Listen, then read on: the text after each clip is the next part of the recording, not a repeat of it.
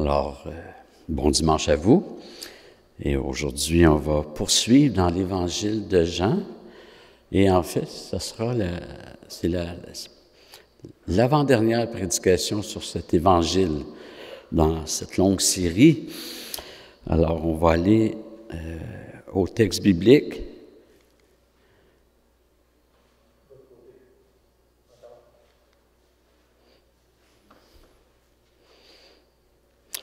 Alors, donc, la prédication a comme titre « Suivre Jésus jusqu'à la mort ». Et c'est ce que Jésus va annoncer à Pierre. Et c'est ce qu'il annonce à nous tous aussi. Jésus dit à Pierre, « Prends soin de mes brebis ». On avait vu ce verset-là. « En vérité, je te le dis, quand tu étais plus jeune, tu attachais toi-même ton vêtement et tu allais où tu voulais. » Excusez. Mais quand tu seras vieux, tu étendras tes mains et un autre te l'attachera et te mènera où tu ne voudras pas. Il dit cela pour indiquer par quelle mort Pierre glorifierait Dieu. Après avoir ainsi parlé, il lui dit « Suis-moi ». Pierre se retourna et vit venir à leur suite le disciple que Jésus aimait, celui qui, pendant le souper, s'était penché sur la poitrine de Jésus et avait dit « Seigneur, qui est celui qui te livre ?» En le voyant, Pierre dit à Jésus, « Et celui-ci, Seigneur, que lui arrivera-t-il? » Jésus lui dit, « Si je veux qu'il demeure jusqu'à ce que je vienne, que t'importe? Toi, suis-moi. » Là-dessus, le bruit se répandit parmi les frères que ce disciple ne mourrait pas. Pourtant, Jésus ne lui avait pas dit qu'il ne mourrait pas, mais « Si je veux qu'il demeure jusqu'à ce que je vienne, que t'importe? » Que le Seigneur bénisse sa parole. On va prier. Père éternel, on est tellement reconnaissant d'être en toi, comme on l'a chanté. Tiens-nous cachés. Et nous sommes cachés en Jésus-Christ. Refuge parfait. Seigneur, on veut vraiment te prier que tu parles à nos cœurs, à nos pensées ce matin.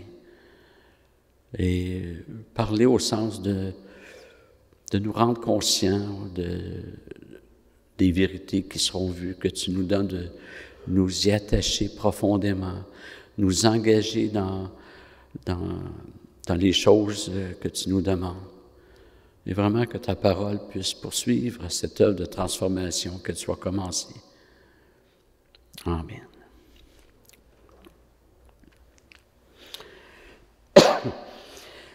La création de Dieu a ce paradoxe incroyable que des choses sont étrangement semblables tout en étant tellement différentes. Dans un sens, tous les humains sont semblables, mais tous les humains sont différents. Il n'y en a pas un qui a les mêmes traits, les mêmes empreintes. C'est la même chose avec les feuilles d'érable. Quand on les regarde, elles se ressemblent toutes, mais en même temps, elles sont toutes différentes. Notre Dieu a créé avec des particularités uniques à chaque chose, tout en les créant très semblables entre elles. Et entre nous, les humains, c'est la même chose. Dans un certain sens, on est tous pareils. Mais quand on y regarde de plus près, on constate qu'à l'intérieur des similitudes, il y a une infinité de différences d'une personne à l'autre. Par exemple, une similitude, nous sommes tous capables de parler. À part un pourcentage excessivement rare de personnes muettes. Nous sommes similaires, nous pouvons tous parler. Mais en même temps, nous ne prononçons pas tous de la même façon, nous ne parlons pas tous à la même vitesse, et nos voix sont toutes différentes. Bref, à l'intérieur d'une similitude, nous sommes différents.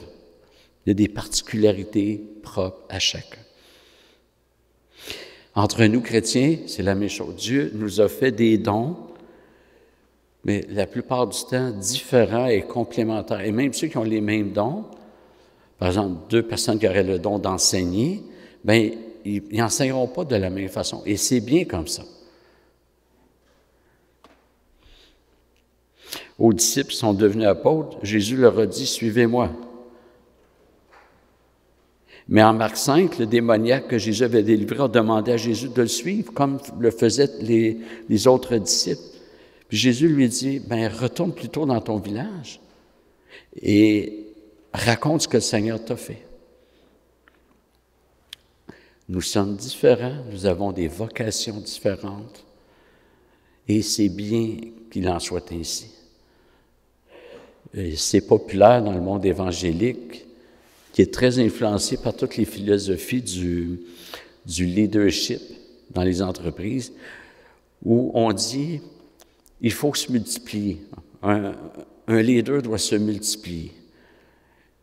Et il y a un pasteur qui m'avait dit cela. « Daniel, c'est important que tu te multiplies. » J'ai dit, de grâce, non, il y a assez d'un Daniel Durand. On ne le multipliera pas. Vous n'étiez pas supposé de rire à ça, s'il vous plaît. Dieu agit différemment pour chacun. Il y en a qui sont très éprouvés, d'autres très peu. Certains sont appelés au célibat, d'autres au mariage.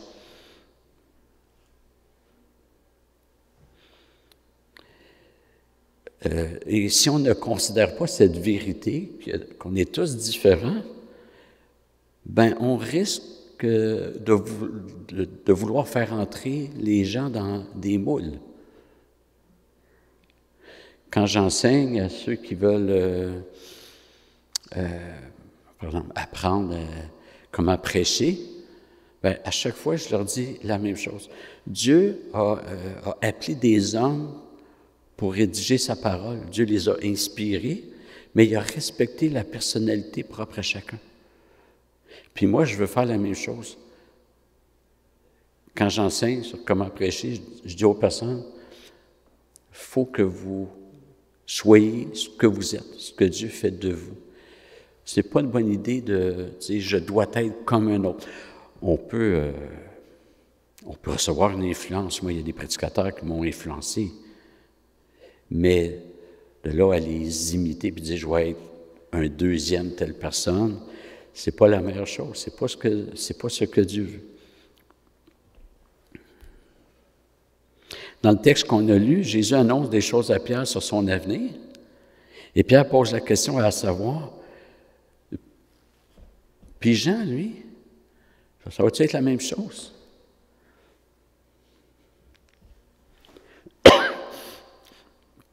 Alors, on va regarder ce que Jésus dit à Pierre avant d'arriver à la considération avec Jean.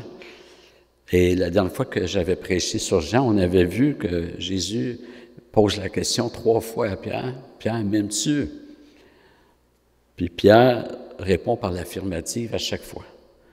Et là, Jésus ajoute à Pierre, « En vérité, je te le dis, quand tu étais plus jeune, tu attachais toi-même ton vêtement et tu allais où tu voulais.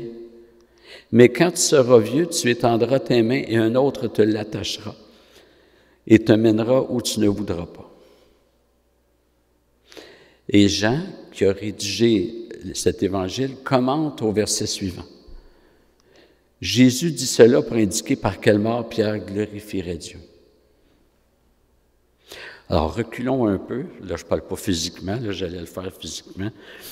Lorsque Jésus avait annoncé à ses disciples que son heure était venue de se rendre au supplice de la croix, Pierre avait répondu en Jean 13, 37, « Seigneur, pourquoi ne puis-je pas te suivre maintenant?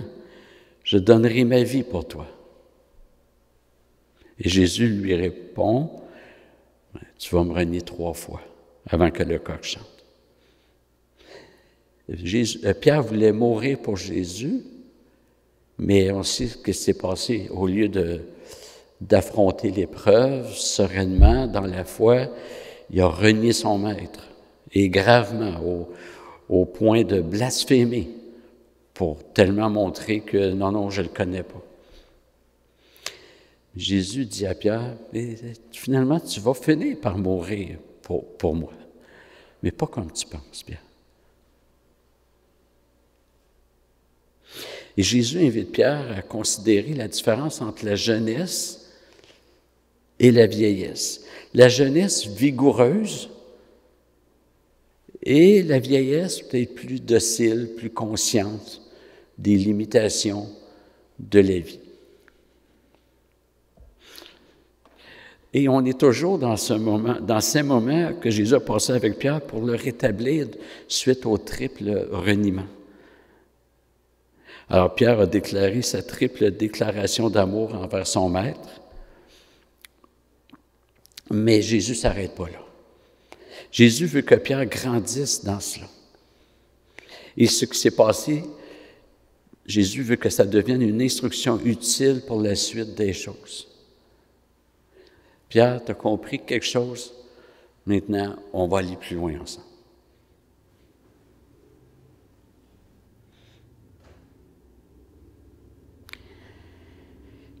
En annonçant à Pierre qu'il va mourir d'une manière que Pierre n'aura pas choisie, Jésus est en train de lui dire que ce que tu avais déclaré de façon prétentieuse, puis pensant y aller de tes propres forces, mais ça va arriver, mais pas comme tu penses.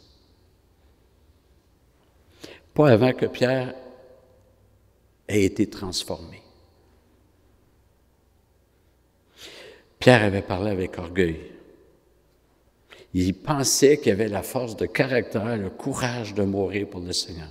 Et on entend ça parfois chez les chrétiens. « Ah, si les persécutions arrivent, là, moi je vais tenir ferme. Je vais traverser ça une main dans le dos. »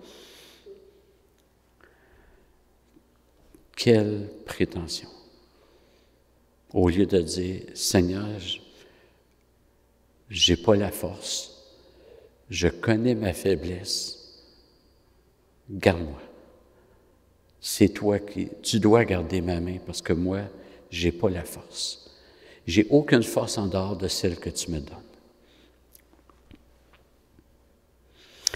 Pierre est passé de cailloux à véritable grosse pierre, à rocher. Vous savez, dans Matthieu 16, quand Jésus dit à Pierre, « Tu es Pierre, et sur cette pierre, je bâtirai mon Église. » Bon, il y a 3 interprétations qui sont courantes.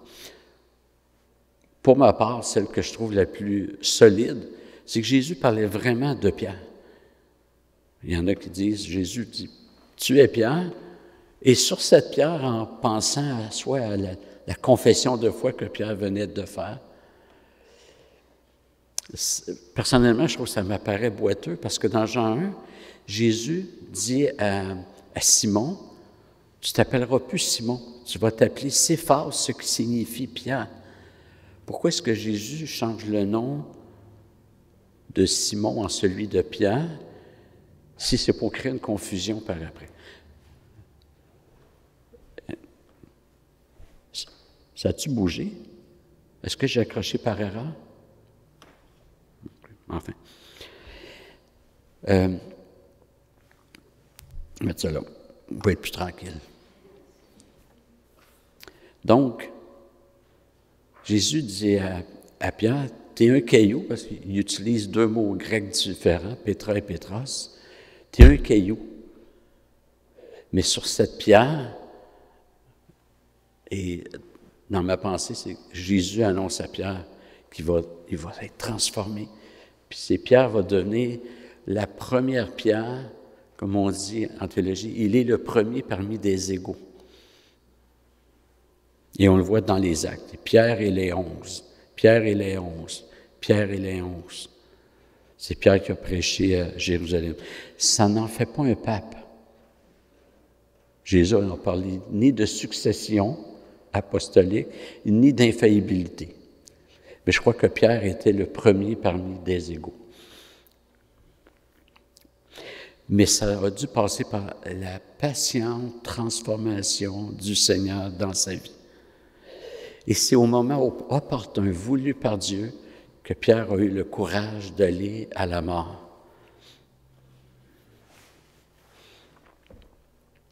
Les versets qu'on a lus montrent 3 domaines de différence. Il y a Pierre dans sa jeunesse versus Pierre dans sa vieillesse, différence d'âge. Ensuite, il y a différence de tempérament qu'on va voir entre Pierre et Jean, parce que Pierre s'intéresse à Jean, on va s'y intéresser aussi. Et finalement, la vocation de Pierre versus celle de Jean. Donc, premièrement, jeunesse versus vieillesse. Et c'est le point qui va occuper l'essentiel de la prédication. Quand je vais dire on est au deuxième point, faites pas la règle de 3 de dire qu'il reste 2 autres fois la même durée. Les 2 autres points vont être plus brefs. Alors Jésus va expliquer à Pierre par une image au verset 18. En vérité, je te le dis, quand tu étais plus jeune, tu attachais toi-même ton vêtement et tu allais où tu voulais. Mais quand tu seras vieux, tu étendras tes mains et un autre te l'attachera et te mènera où tu ne voudras pas. Donc Jésus utilise l'âge. Je dirais pas, j'ai marqué illustration, mais c'est pas tant une illustration, c'est une réalité. La jeunesse est caractérisée, la jeunesse de Pierre a été caractérisée par le fait que Pierre attachait son vêtement lui-même et qu'il allait où il voulait. Alors que pour sa vieillesse, Jésus lui dit qu'il étendra ses mains et qu'un autre va attacher son vêtement et le mènera là où Pierre ne voudra pas.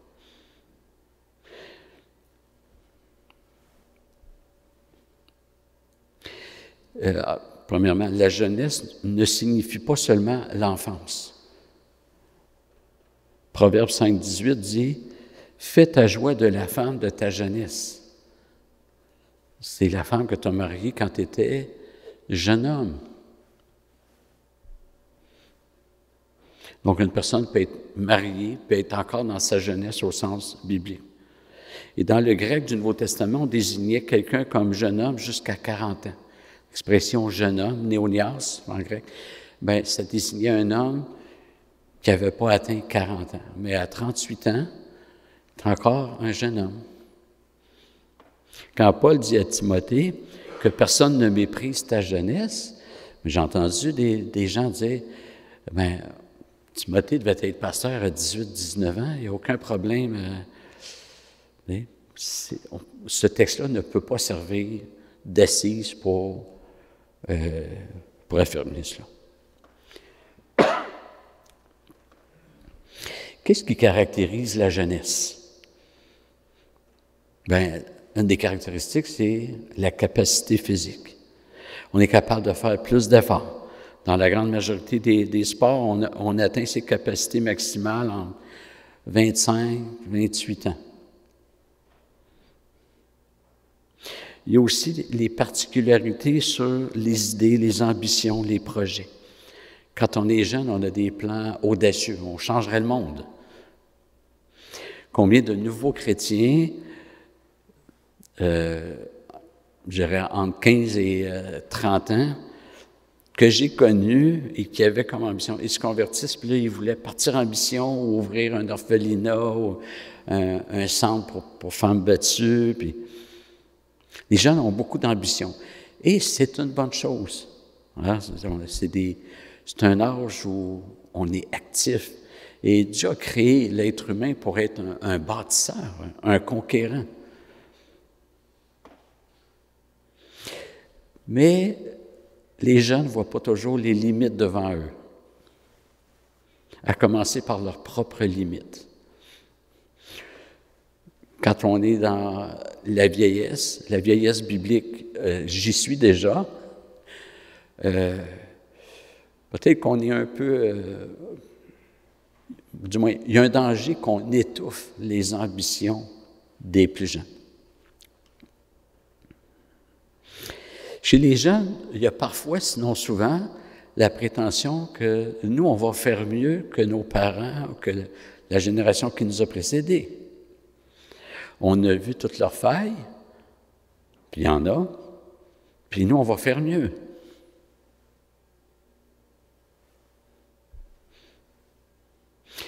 Donc, c'est un âge où il y a peut-être une certaine prétention, un orgueil lié à la jeunesse. Et quand Paul dit que de ne pas nommer un nouveau converti, de peur qu'il soit enflé d'orgueil et qu'il tombe sous le jugement du diable. Du côté de la vieillesse, on regarde parfois les les jeunes avec un regard sceptique. On écoute leurs ambitions, on trouve ça cute.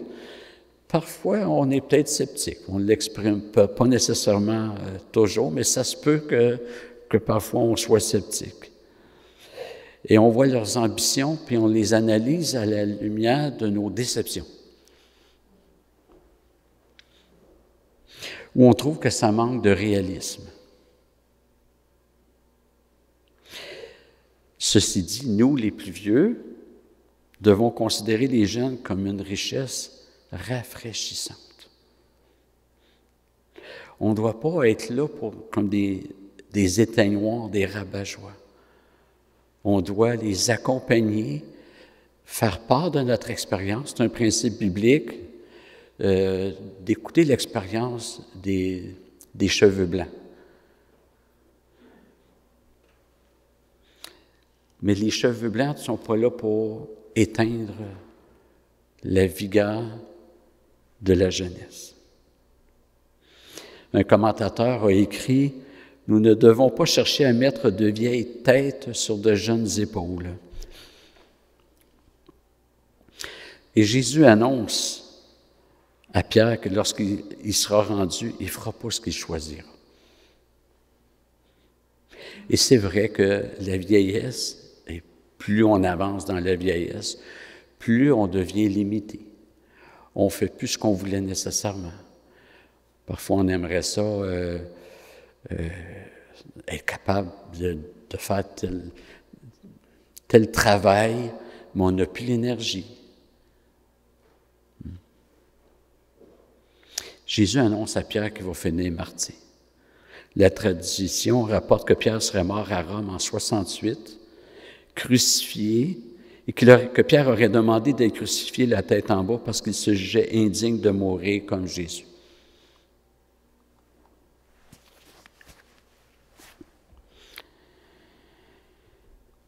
Le Seigneur fait une œuvre dans le temps. Et ce temps est marqué tantôt par la jeunesse, tantôt par la vieillesse. Et c'est à l'intérieur de ces réalités-là que Dieu nous sanctifie. Il nous fait comprendre. Et moi, je trouve que c'est une bonne chose. C'est une très bonne chose que l'âge nous montre des limites, peut-être plus resserrées que plus jeunes, parce que ça nous force à nous appuyer sur le Seigneur. Quand on est jeune, la vigueur fait qu'il y a un danger qu'on ne s'appuie pas trop sur le Seigneur, on fonce. Dans la Bible, il y a des miracles instantanés, comme la résurrection de Lazare. Mais il y a un miracle qui prend du temps. C'est la sanctification. Ça prend du temps parce que c'est progressif. C'est une transformation. C'est miraculeux. C'est pas selon les lois naturelles. Mais c'est progressif. C'est dans le temps. Puis, on a pour toute notre vie à être dans ce processus-là. Et elle nécessite le temps et elle nécessite des circonstances comme les épreuves. C'est une bonne chose d'être éprouvé.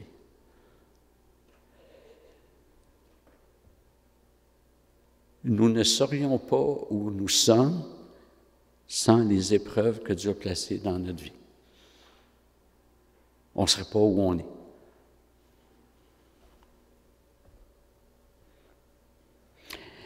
Ce que Jésus dit à Pierre nous concerne également. On va relire les 2 versets. En vérité, je te le dis, quand tu étais plus jeune, tu attachais toi-même ton vêtement et tu allais où tu voulais. Mais quand tu seras vieux, tu étendras tes mains et un autre t'attachera le vêtement ou te l'attachera et te mènera où tu ne voudras pas. Jésus dit cela pour indiquer par quelle mort Pierre glorifierait Dieu. Après avoir ainsi parlé, il lui dit « Suis-moi ». Jésus va d'un impératif. Après avoir dit ça, il dit « Suis-moi ». Pierre avait suivi Jésus depuis le début. Et Pierre va le rappeler à Jésus en Matthieu 19, 27, donc avant la résurrection. C'est marqué, Pierre prit la parole et dit à Jésus, « Voici que nous avons tout quitté, que nous t'avons suivi. Qu'en sera-t-il pour nous? » Et c'est vrai que Pierre, comme les autres disciples, ont suivi Jésus dans son ministère terrestre. Mais quand le Jésus ressuscité parle à Pierre et qu'il lui dit « Suis-moi », la saveur est différente. D'abord, c'est comme si Jésus disait à Pierre, « Tu m'as renié 3 fois, là, tu pensais me suivre, là, tu m'as renié 3 fois finalement, puis moi je te restaure, je te demande, je veux que tu renouvelles ton engagement de me suivre. »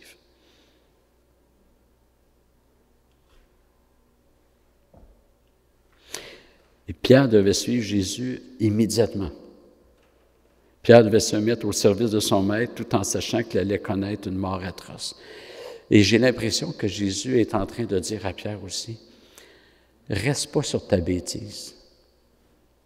On continue. » Il y a un danger quand on commet une bourde, un péché, de se paralyser, puis le Seigneur ne voudra jamais continuer avec moi. Jésus dit à Pierre, « Non, suis-moi, Pierre. Puis tu vas me glorifier dans ta mort. »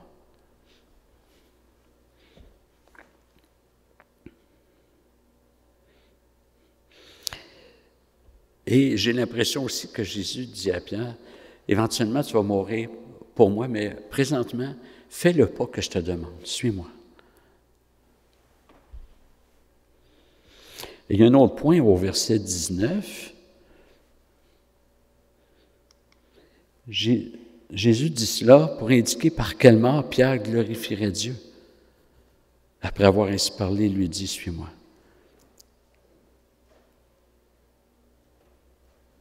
Jésus ne dit pas à Pierre que c'est possible qu'il meure martyr. Jésus dit à Pierre qu'il va mourir martyr. Et c'est important parce que l'impératif « suis-moi »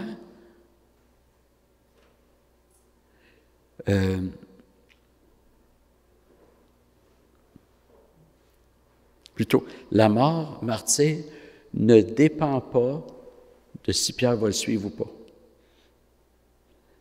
Jésus annonce à Pierre, « Tu vas mourir martyr. » Et après ça, il donne l'impératif, « Suis-moi. » Ça montre que l'impératif c'est sûr qu'elle allait être suivie par l'obéissance. Ce que Dieu ordonne, Dieu le donne pour ses enfants. C'est une parole de saint Augustin.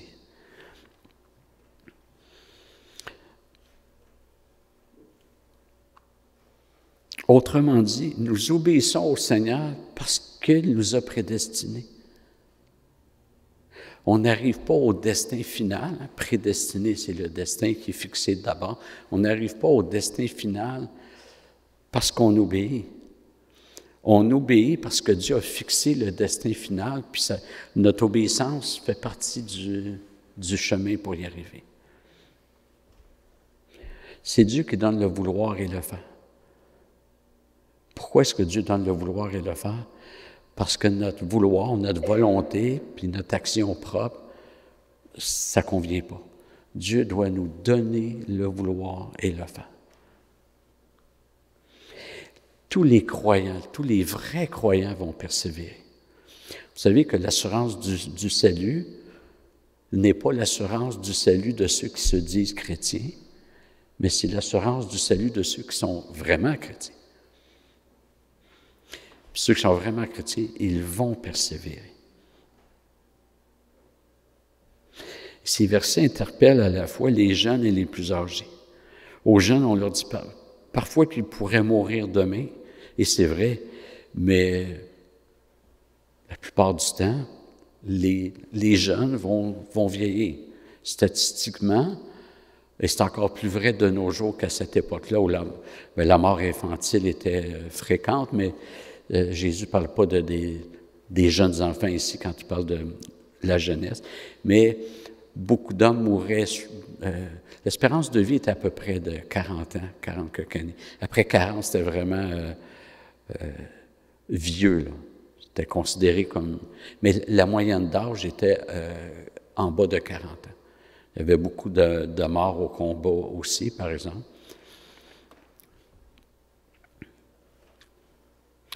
Et les gens ne doivent pas tenir pour acquis qu'ils vont vivre jusqu'à un âge très avancé. Mais les probabilités sont quand même très fortes pour qu'ils y parviennent.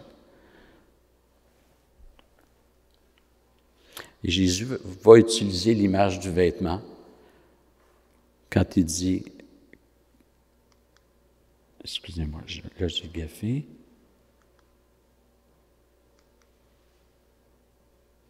Ah, donc j'ai oublié d'avancer, je suis désolé. Voilà, quand tu étais plus jeune, tu attachais toi-même ton vêtement et tu allais où tu voulais. Le verbe grec pour attacher son vêtement, c'est ceindre, le verbe qui a donné le mot ceinture. Et on attachait sa ceinture pour se préparer à l'action. Et l'habillement militaire comportait une ceinture aussi. Sinon, les vêtements étaient trop amples. La ceinture gardait le vêtement quand même à sa place. Mais c'est vraiment l'image de l'action. On se prépare à agir. Et les jeunes se préparent à l'action. Moi, j'aime voir quand les jeunes se préparent à leur vie adulte, même s'ils sont déjà adultes pour plusieurs, mais leur vie où ils vont peut-être devenir parents ou leur vie professionnelle. Et je trouve ça agréable à voir quand ils le font de façon responsable, de façon éthique et selon le Seigneur. Mais voici ce que le texte d'Ecclésiaste affirme. Ecclésiaste 11, versets 9 à 12, 1. « Jeune homme, réjouis-toi pendant ton adolescence. » On pourrait traduire jeunesse aussi. Le mot adolescence en français, c'est un mot qui a à peine un siècle.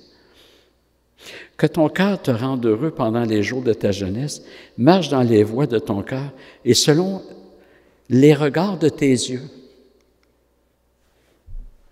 Mais sache que pour tout cela, Dieu te fera venir en jugement. Écarte de ton cœur le tracas et éloigne le mal de ton corps, car l'adolescence et l'aurore sont vanité. Mais souviens-toi de ton Créateur pendant les jours de ta jeunesse, avant que les jours du malheur viennent et que les années soient proches, dont tu diras, je n'y trouve aucun agrément. » Les jeunes, c'est le temps. C'est le temps, maintenant, de prendre les bonnes orientations, de fonder vos vies sur le roc. C'est le temps. Il y a des gens, même chez les chrétiens. Il y a quelques années, j'ai eu le privilège, parce que je considère que c'est toujours un grand privilège, d'accompagner un frère à la mort.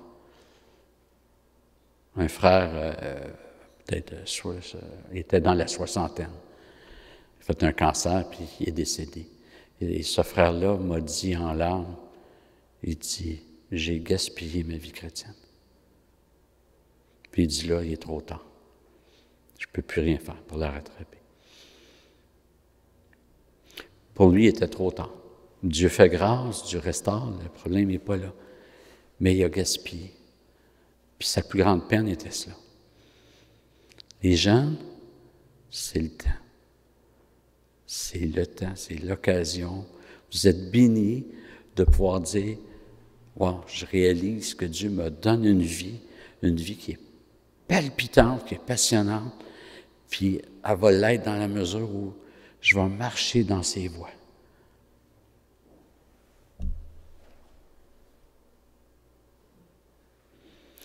Ne gaspillez pas votre jeunesse. Vous savez, on entend parfois un cliché du monde. C'est ma vie, puis elle m'appartient. C'est un mensonge. En fait, c'est un dogme de foi des non-chrétiens. Qui a dit que ta vie t'appartient? C'est toi qui inventes ça. Tu t'inventes une doctrine, puis tu y crois, puis tu agis en fonction de ce que tu crois. Mais c'est pas ta vie, puis elle ne t'appartient pas. Dieu a tout créé, et Dieu dit, toute la terre est à moi et tout ce qui l'habite. À moins de vivre sur une autre planète, vous appartenez à Dieu. Pas au sens du salut, mais au sens créationnel. Les jeunes, vous n'avez pas besoin de vous accrocher au bas-fond de la vie. Vous n'avez pas besoin de vous vautrer dans le péché. C'est pas la vie, ça.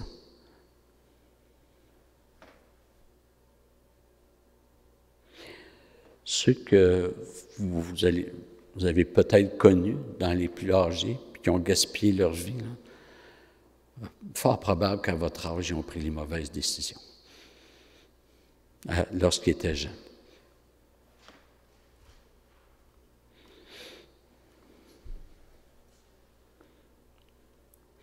Vos rêves, vos ambitions peuvent être très louables, mais ils ne le seront que dans la mesure où ils seront alignés sur les principes bibliques. Et même, par exemple, si un jeune dit « Ah, moi, je vais être pasteur », c'est une belle chose. Et Paul dit que ceux qui aspirent à la charge d'évêque aspirent à une belle tâche. Mais si vous vous accrochez à ça, mais votre ambition peut être louable, mais si vous ne le faites pas selon Dieu, vous allez vous faire mal. J'ai connu des jeunes qui voulaient être pasteurs, mais l'Église a dit « on ne pense pas que tu es appelé à être pasteur ». Mais la personne s'accrochait tellement. Donc, dans son attitude, la personne n'a pas été selon Dieu. Mais la plus belle chose à faire, c'est de dire « je veux tout soumettre à Dieu ». Puis c'est là où on voit Dieu agir, diriger, bénir. Savez-vous que les bénédictions se trouvent sur le sentier de l'obéissance? Il n'y a aucune bénédiction sur le sentier de la désobéissance. Il n'y en a pas. C'est sur le sentier de l'obéissance que les bénédictions se trouvent. Alors, les jeunes, présentement, vous mettez votre ceinture à vos reins, vous êtes dans l'action, avec une certaine autonomie, vous vous développez, vous commencez peut-être à penser, à regarder, il faut que je me prépare professionnellement, j'aimerais ça éventuellement rencontrer quelqu'un, élever une famille, etc. Et c'est toutes des bonnes choses, données par Dieu. Mais la chose la plus importante, c'est d'obéir au Seigneur, de rechercher les choses d'en haut, comme Paul le dit dans Colossiens 3.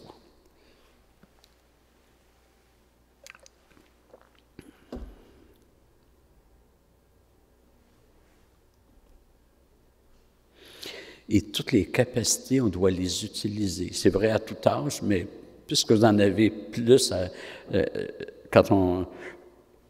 pour les jeunes, ça frappe encore plus. Alors, on va lire 2 Corinthiens 5, versets 14 et 15. « Car l'amour du Christ nous étreint, nous qui avons discerné ceci. Un seul est mort pour tous, dont tous sont morts. Puisque Jésus est mort pour tous les élus, c'est-à-dire que tous les élus sont morts parce qu'ils sont en lui, ils sont en Jésus-Christ. Par leur union à Jésus-Christ, ils sont morts. Jésus est mort pour tous afin que les vivants ne vivent plus pour eux-mêmes, mais pour celui qui est mort et ressuscité pour eux.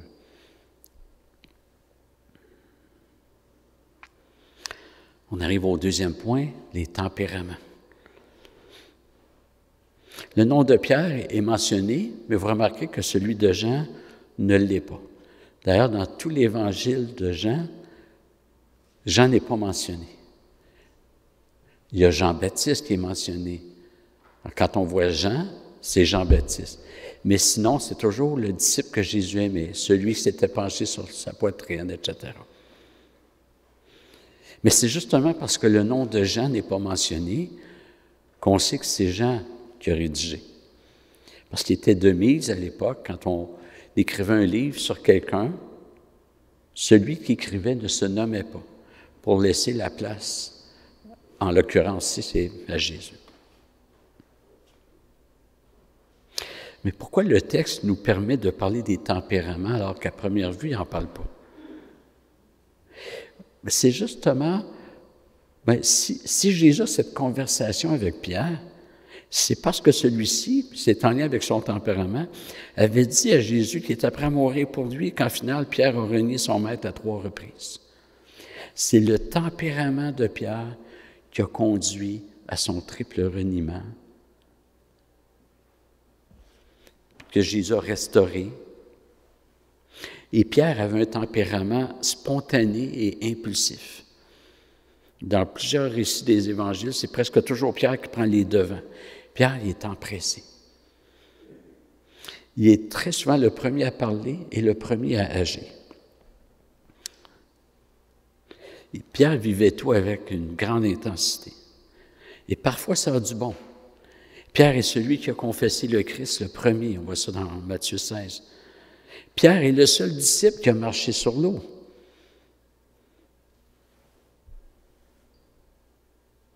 Et c'est encore Pierre qui, lors de la transfiguration de Jésus, propose de monter 3 tentes. Mais parfois, ça a du moins bon aussi. Pierre est celui qui avait dit à Jésus, « Je suis prêt à mourir pour toi. » On sait ce qui s'est passé.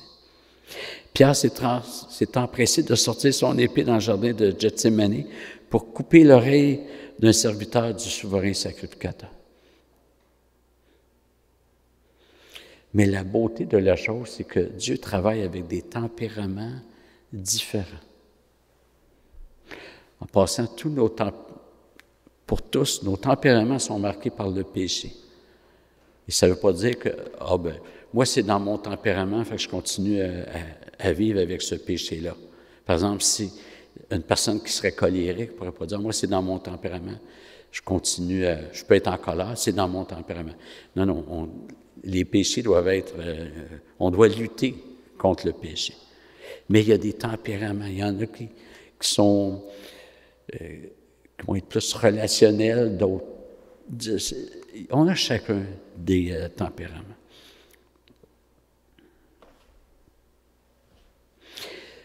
Jean, on le voit pratiquement jamais parler, très peu. J'ai regardé avec une concordance électronique, puis j'ai trouvé 2 occurrences où on voit que Jean parle. Puis même quand Jean... D'abord, on voit que Jean ne parle pas. Dans la barque, il y a juste Pierre qui parle. Jean ne parlait pas. C'est juste Pierre qui a parlé. À la transfiguration, Jean n'a rien dit. Et c'est vrai que Jean est allé voir avec son frère Jacques pour demander à Jésus d'être assis, l'un à sa droite, puis l'autre à sa gauche, lorsque Jésus sera dans sa gloire. Mais encore là, Jean n'est pas allé seul, mais avec son frère. Et comme le nom de Jacques est mentionné avant celui de Jean, dans les habitudes rédactionnelles, c'est que celui qui prenait l'initiative, celui qui avait plus d'importance, était nommé avant. Donc, Jean était un être beaucoup plus discret et réservé. Ça l'a sûrement empêché de se mettre le pied dans la bouche, par exemple. Mais Jean n'a pas marché sur l'eau. Jean n'a pas marché sur l'eau. Donc, les tempéraments, c'est une richesse dans l'Église. Il y a des tempéraments plus prudents, d'autres plus audacieux. Et il faut mettre ça ensemble. Comme un couple, il y a des tempéraments différents. Un mariage, c'est l'union d'un homme et une femme, mais qui ont chacun leur tempérament. Puis c'est comme ça que Dieu veut qu'on travaille. Et on ne doit pas juste accepter les différences, on doit les apprécier puis rendre grâce à Dieu pour ces différences-là. Parce qu'on est complémentaires et ce n'est qu'ensemble avec nos différences qu'on peut bien avancer. Et ça nous conduit au 3e point, la vocation. C'est un mot qui vient du latin, vocare, qui a donné vocal. Ça veut dire appeler. Versets 21 à 23 qu'on va relire.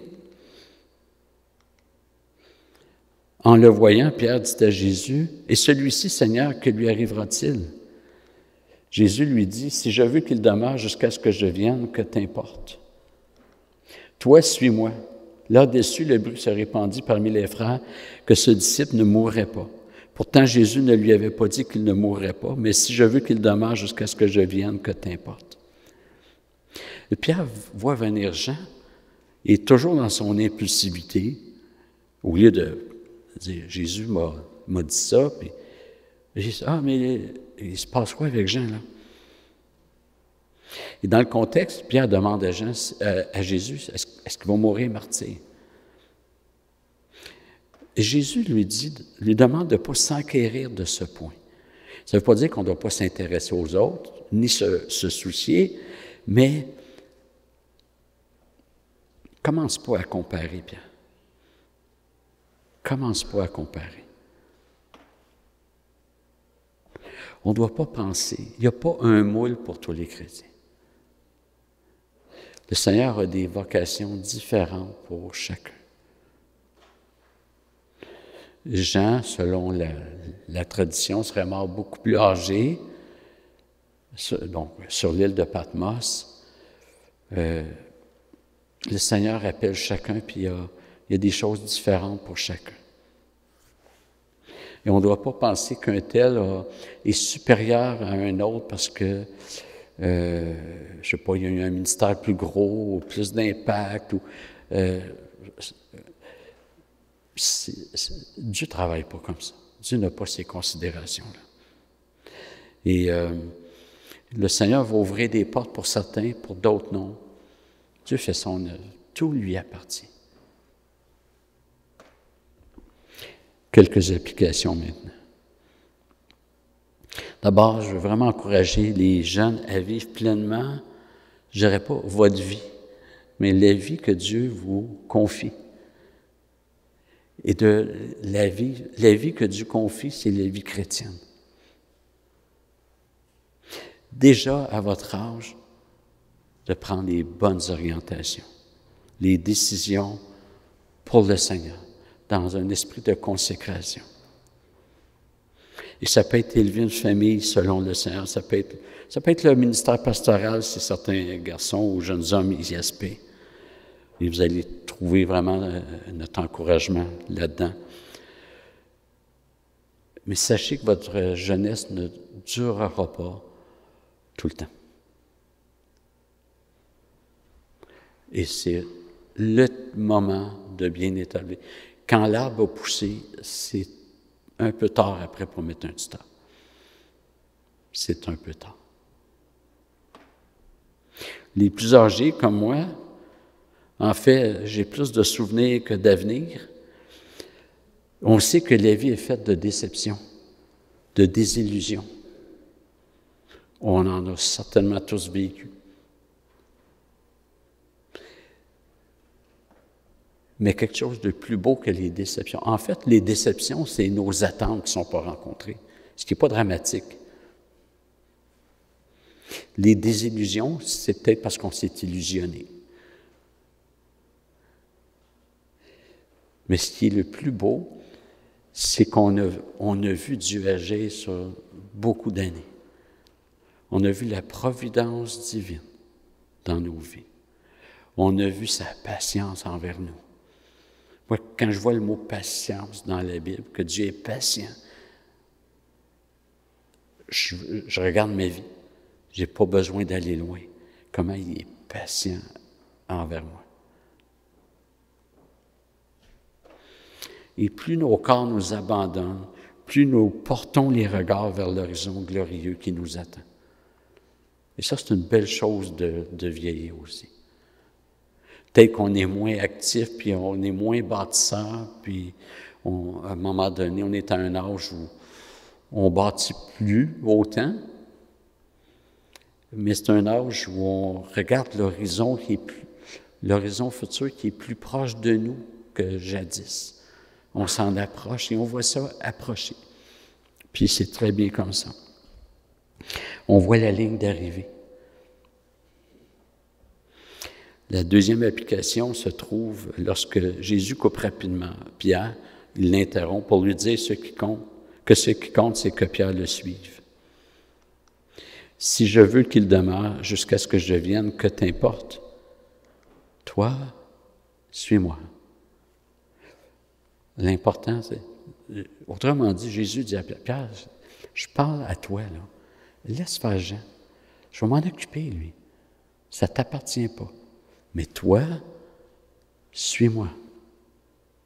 Vous savez, peut-être, vous avez peut-être déjà remarqué que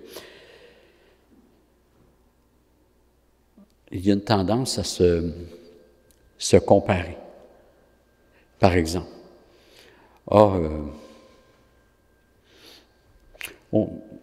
puis là, je vise absolument personne. Je rends grâce à Dieu pour votre régularité, votre assiduité. Mais vous avez connu comme moi des chrétiens qui pensent qu'on peut manquer l'Église comme on veut. D'autres le font. D'autres le font. Ou on peut parler avec grossièreté. D'autres chrétiens le font.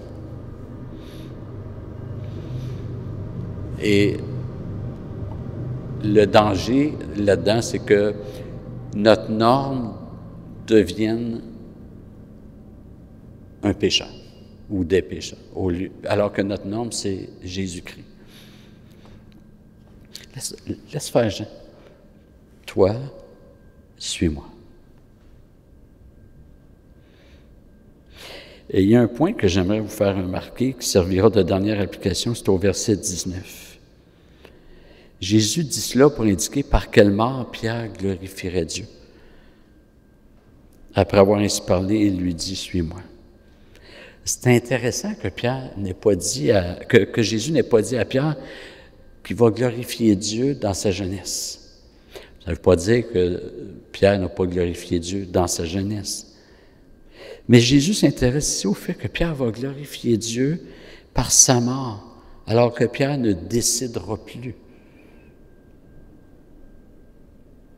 C'est quelqu'un d'autre qui va le ceindre et qui va le conduire.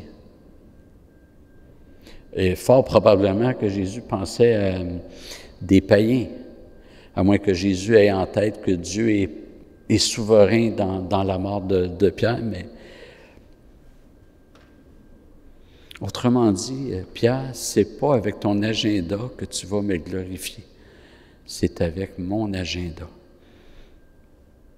que tu vas me glorifier. Quand tu étais jeune, tu allais où tu veux.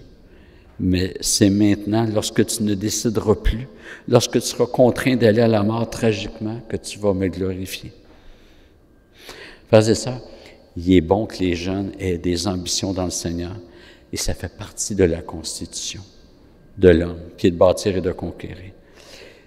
Mais le plus important, et c'est vrai pour les jeunes comme pour les plus vieux, Dieu change nos plans parce qu'il les dirige. Puis c'est la plus belle chose.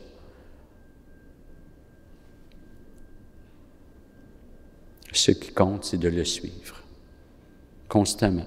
Autant si on est jeune que si on est vieux, continuez à suivre le Seigneur. Et si mon plan ne se réalise pas comme je l'aurais souhaité, je dois continuer à suivre le Seigneur. Vous savez qu'il y a des gens qui se disent chrétiens, qui décrochent de la vie chrétienne parce que leur agenda ne s'est pas réalisé. Puis ils vont trouver que Dieu est injuste, que c'est quelqu'un d'autre qui l'a empêché, qui a empêché le plan de Dieu de se réaliser. J'ai vu ça. Une personne qui croit avoir un appel pastoral, puis finalement, on dit, bon, on pense pas vraiment. Puis là, ils sont convaincus que les anciens ont empêché le plan de Dieu sur sa vie. Il faut être puissant comme humain pour empêcher le plan de Dieu fixé avant la fondation du monde. L'important, c'est toi, suis-moi.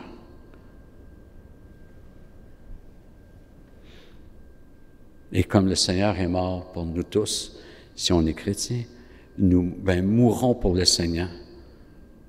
Allons, suivons Jésus jusque dans la mort, jusque dans le renoncement total de nos vies. C'est comme ça qu'on va glorifier Dieu, sachant que Jésus est ressuscité, c'est le Jésus ressuscité qui parle à Pierre, eh bien nous aussi nous allons ressusciter pour la vie éternelle. Que le Seigneur vous bénisse, on va prier.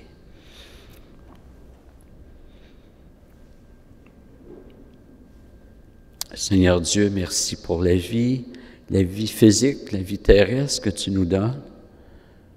Et Seigneur, merci surtout pour la vie éternelle. Seigneur, tu as placé des phases dans nos vies, des saisons. Et Seigneur, tu veux nous sanctifier, nous faire grandir en toi. Et Seigneur, comme tu l'as dit à Pierre, tu as dit, suis-moi, donne-nous de te suivre et non pas suivre nos propres idées, nos propres critères, nos agendas. Donne-nous de t'obéir, Seigneur, comme Dominique l'a lu plus tôt, de marcher dans tes voies pour la gloire de ton nom. Amen.